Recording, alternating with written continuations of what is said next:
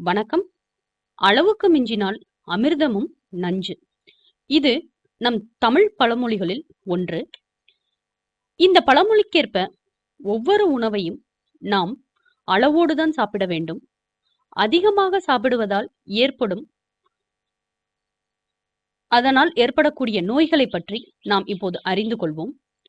பச்சரிசி அதிகமானால் சோகை நோய், அச்சு வெல்லம் அதிகமானால் அஜீரணம், பலகாரம் அதிகமானால் வயிற்று வலி, இஞ்சி அதிகமானால் மென்குரலும் இறுக்கமாகும், பழைய சோறு கஞ்சி அதிகமானால் வாயு வயிற்றுப்பொருமல் ஏற்பட்டு கை கால் வலிக்கும், தேங்காய் அதிகமானால் சளி பித்தம் வறட்டு இருமல் உண்டாகும், மாங்காய் அதிகமானால் வயிறு கட்டும் சளி வளரும், இடுப்பு வலி வளரும், பித்தம் அதிகமாகும், கோதுமையை சூட்டு உடம்புள்ளவர்கள் அதிகம் உண்டால் வயிறு வீங்கும், குடல் இறையும், பித்தம் அதிகமாகும், பாதாம் பருப்பு அதிகமானால் வாய் சுவை மாறும், பித்தம் அதிகமாகும், வயிறு மந்தமாகும், முற்றிய முருங்கை சாப்பிட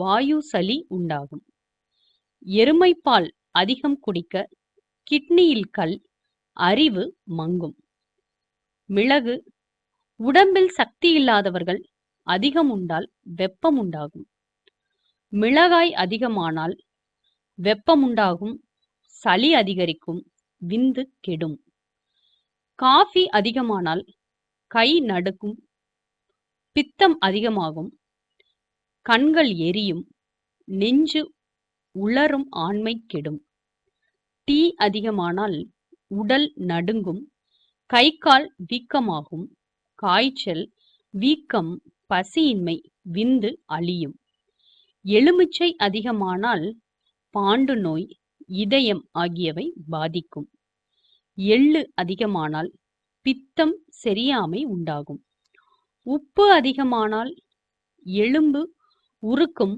உயிர் விந்தை குறைக்கும், வெங்காயம் அதிகமானால் தலைவலிக்கும், அரி வலிக்கும், சளி பெருகும், குங்குமப்பூ அதிகமானால் மதி அளக்கும், இரத்தம் வெளுக்கும், கருவில் இருக்கும் குழந்தை உறுப்புகளை கோணலாக்கும், வெள்ளைப்பூண்டு அதிகமானால் இரத்தம் கொதிக்கும், பொங்கும், கரு அளிக்கும், குடல் எரிக்கும், ஆண் தன்மை இழக்கும்.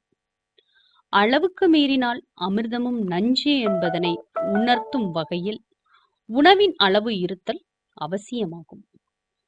மேலும் தகவல் அறிய சேனலை சப்ஸ்கிரைப் பண்ணுங்க. நன்றி, வணக்கம்.